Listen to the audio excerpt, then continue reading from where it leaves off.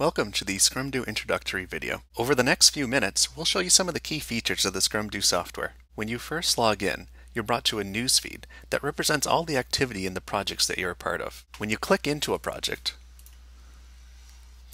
you can see the burn-up chart for both the overall project and the current iterations that are part of that project. Right now we're on iteration 13 in ScrumDo, so we can see the burn-up chart for iteration 13 here. If I go into the iteration, I can see all the stories that make up that iteration. The stories are ordered by rank, with the top story being the highest priority story. I can change the rank by dragging stories up or down in the list.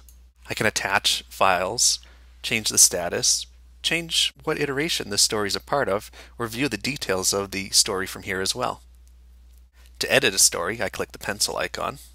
Stories can have a summary and detail describing it. They can have tags to categorize it into different areas. You can also track who it's assigned to, and if it's part of an epic story. From the iteration page, I can click on the Scrum board link to view a Kanban style board of all my stories. Stories can be dragged into different columns to change their statuses. Back on the iteration page, there's an export and an import iteration option. When I export the iteration, I can save it as an Excel file. Then, I can edit that Excel file and import it back in to update the stories within the iteration. At the project level page, there are several tools as well. The Epics tool lets me create epic stories that represent large chunks of work. The iteration planning tool allows me to drag and drop stories into iterations.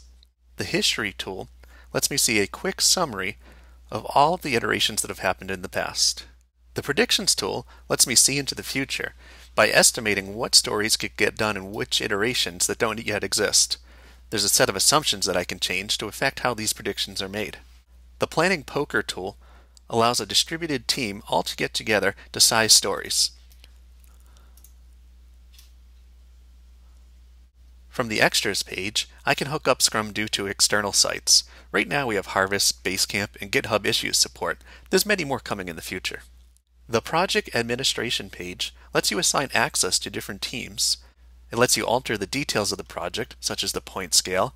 You can set up categories for stories to be a part of. You can enable optional fields, such as assignee and task tracking.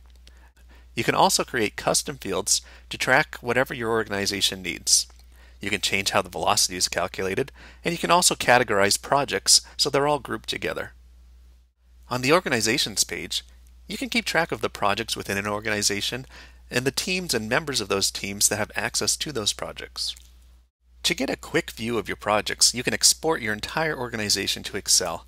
From there, different sheets of your Excel workbook show the data of your projects and your iterations and your stories at different levels of detail. Sign up now at ScrumDo.com.